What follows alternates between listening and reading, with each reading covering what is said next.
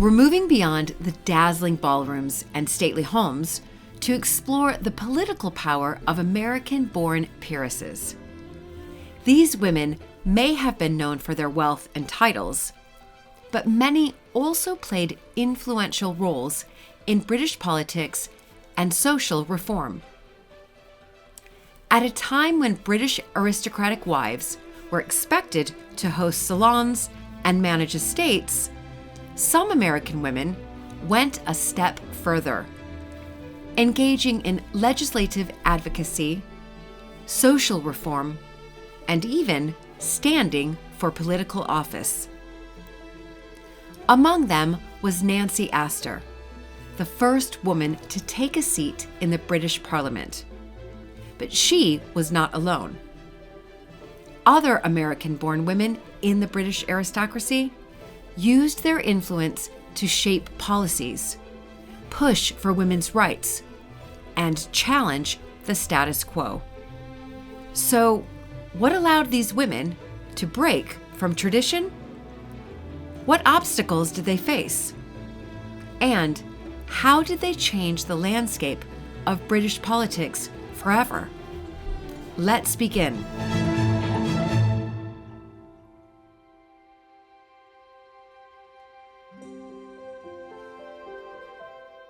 For many American women who married into the British aristocracy, the opportunity to engage in politics and reform was one of the most exciting aspects of their new lives.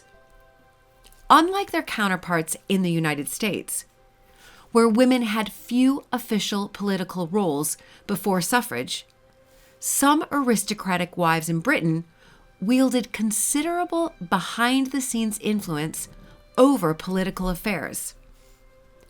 Many American-born peeresses became advisors, strategists, and political hosts, using their intellect and social standing to push forward reforms. They were not simply spectators.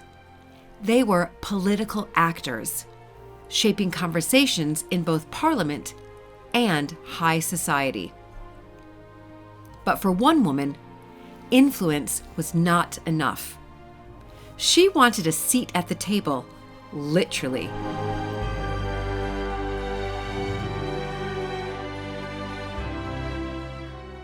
Perhaps the most famous example of an American woman breaking into British politics was Nancy Astor, an American-born socialite who became the first woman to take a seat in the British Parliament. Born in Virginia in 1879, she married Waldorf Astor, heir to the second Viscount Astor, in 1906. Her path to politics was almost accidental. In 1919, when her husband inherited the title of Viscount Astor, he was forced to give up his seat in the House of Commons, as peers were not allowed to serve as MPs.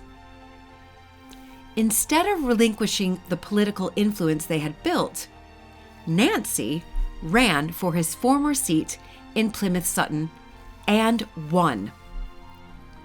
This was a historic moment. Women had only just gained the right to stand for election in 1918, and Nancy Astor was the first to take office. She entered a parliament that was overwhelmingly male and often openly hostile.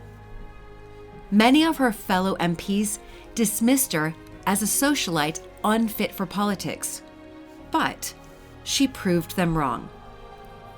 Nancy championed causes that directly impacted women and children, advocating for issues like better education, restrictions on alcohol, and protections for women in the workforce.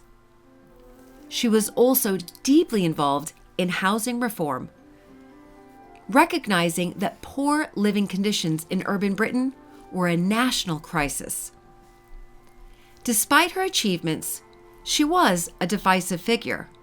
She was outspoken, witty, and often controversial, clashing with both Winston Churchill and fellow suffragists who felt she did not do enough to advance women's rights. But regardless of personal opinions, her impact was undeniable. She paved the way for future women in British politics.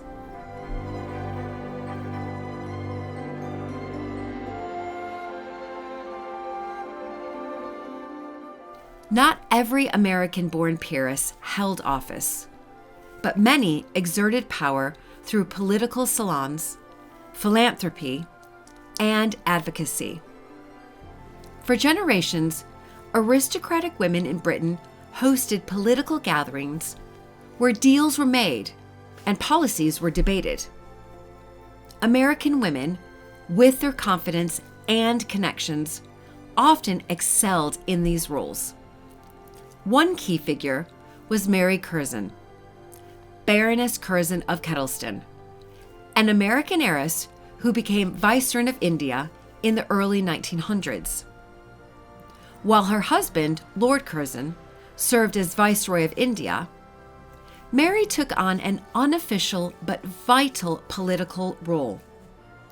She became an advocate for women's health care, supporting the establishment of hospitals for Indian women, who often had little access to medical treatment due to social customs that restricted their contact with male doctors. Another influential figure was Consuelo Vanderbilt, Duchess of Marlborough.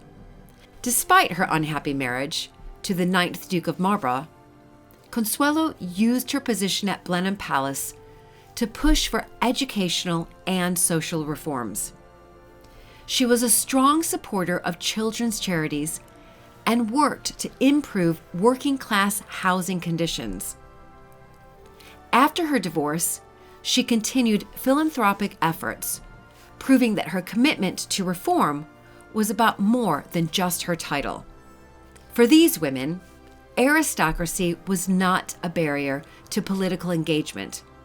It was an opportunity to use their influence for social good.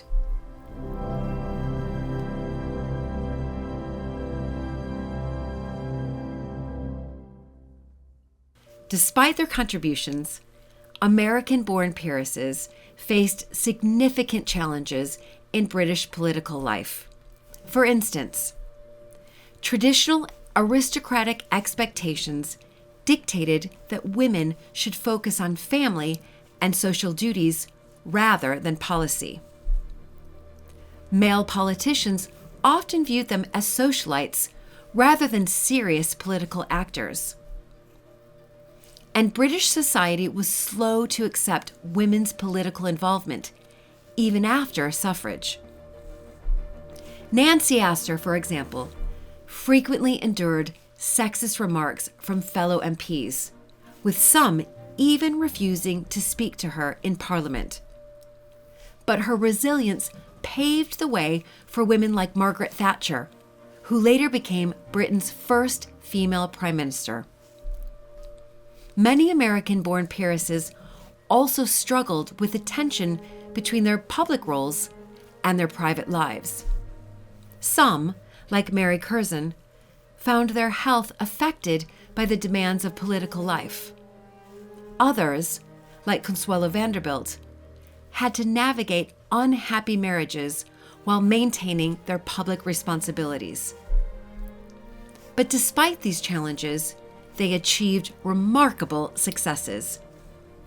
Their efforts contributed to women's rights, social reform, and even British foreign policy, proving that their role extended far beyond the ballroom.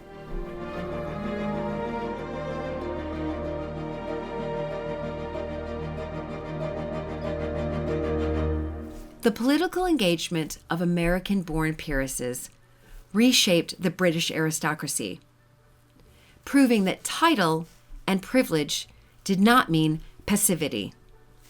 Whether through holding office, advising political leaders, or advocating for reform, these women left an indelible mark on British society. Nancy Astor's election to Parliament was a turning point for women in politics, and her work on education, housing, and welfare helped shape 20th century British society. Meanwhile, women like Mary Curzon and Consuelo Vanderbilt demonstrated that even those who never held office could still influence policy through philanthropy, advocacy, and leadership. Their legacy extends far beyond their own lifetimes. They were part of a broader movement that challenged gender roles, redefined aristocratic duty, and opened doors for women in public life. Today, their stories serve as a reminder that wealth and status are not just about privilege. They can also be about responsibility and change.